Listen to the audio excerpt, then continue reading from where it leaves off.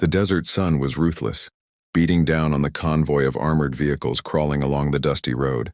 The air shimmered with heat, and the only sound was the low rumble of engines and the faint metallic creak of gear shifting.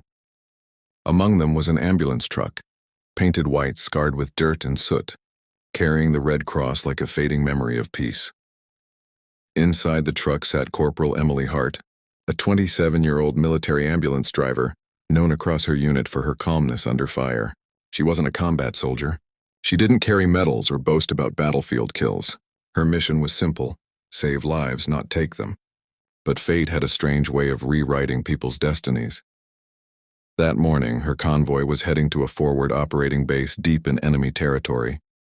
The operation was routine, or so everyone believed. Emily drove behind a supply truck, her partner, Medic Tom Willis, checking equipment in the back. The radio crackled with faint chatter. Convoy Alpha 9, maintain spacing, stay alert. Reports of rebel movement near the canyon, came the command voice. Emily adjusted her helmet and replied, "Copy that, command. Alpha 9 moving steady." Tom leaned forward, peeking through the windshield. "Feels too quiet today," he muttered. She smiled faintly. "Quiet means safe, Tom. Let's not jinx it." But quiet was never truly safe in war. Just as the words left her lips, the world exploded. The lead vehicle burst into flames, a thunderous blast echoing through the canyon. Shrapnel tore through the air like angry hornets. The ground trembled. Emily slammed the brakes, the ambulance skidding sideways as smoke and dust enveloped them. "Ambush!" someone screamed over the radio. Gunfire erupted, sharp, chaotic, merciless. Emily ducked low as bullets tore through the side mirrors and riddled the road ahead. Tom was already moving, pulling open the back door, dragging a wounded soldier from the burning supply truck toward cover. Emily's heart pounded, but she didn't freeze. She threw the ambulance into reverse, positioning it behind a rocky ridge for partial cover. "Tom, get them inside," she shouted. 3 soldiers, bleeding and burned, were hauled into the back.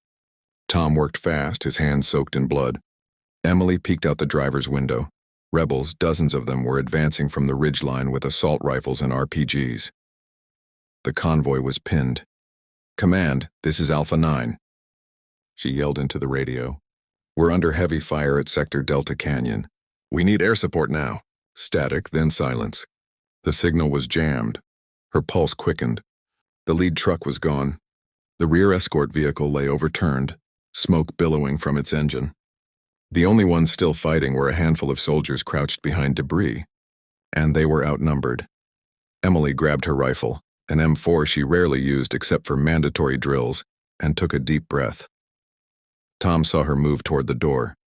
"Emily, what are you doing?" "They'll overrun us if we just sit here," she said firmly, checking the magazine. "You keep them alive. I'll keep us breathing." Before Tom could argue, she was gone, out into the storm of bullets and fire. The canyon echoed with chaos. Emily sprinted to a wrecked Humvee, sliding behind it for cover. Dust stung her eyes as she aimed her rifle for the first time in a real fight. A rebel popped up on a ridge, aiming his weapon. Her training kicked in. Breath steady, sights aligned. One shot. He dropped. Her heart raced, but her hands didn't shake. Another figure appeared. 2 short bursts. He fell too. She didn't think, she acted. Within minutes, she had neutralized 3 advancing hostiles, buying time for the medics to stabilize the wounded. Nearby, Sergeant Daniels, bleeding from his shoulder, looked at her in shock. "Corporal Hart, you can shoot?" "Didn't have time to forget how," she replied, reloading. The rebels regrouped, shouting in another language, preparing a second wave. RPG trails streaked through the air, detonating dangerously close. Emily ducked, bits of shrapnel slicing into her arm, but she didn't stop. "Cover fire on the right," she yelled, signaling Daniels and 2 others. Together they unleashed suppressive fire.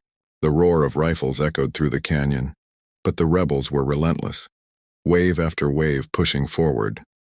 Emily spotted something, a mounted heavy machine gun on one of the damaged vehicles. It was half buried but intact. She crawled toward it, bullets snapping inches from her face. Her uniform tore, dust clinging to her skin, but she reached it. Her fingers found the trigger grip. Her eyes narrowed. She squeezed. The gun thundered to life.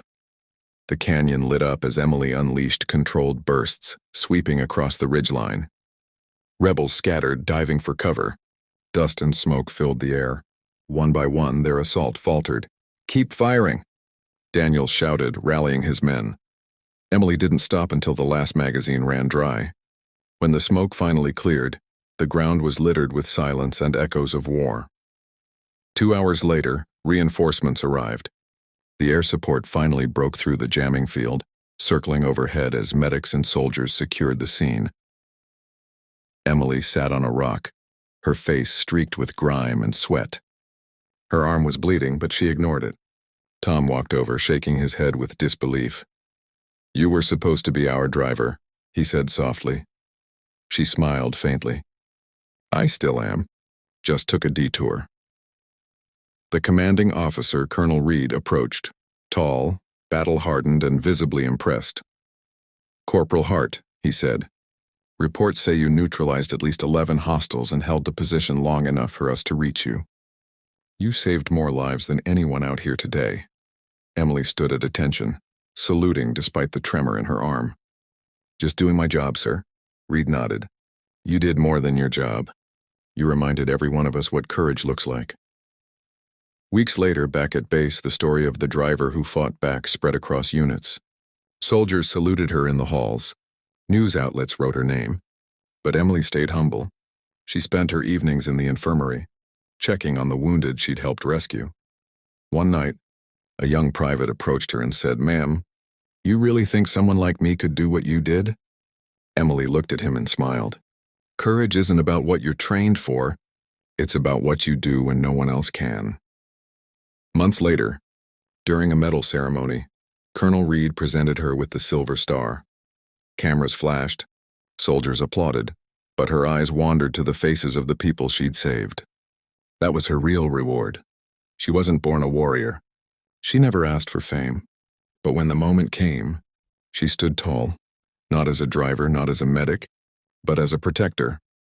And that's how a woman who drove an ambulance became the shield that saved a convoy. When the smoke clears and stories are told around campfires, one name echoes through them all: Corporal Emily Hart, the driver who became a hero.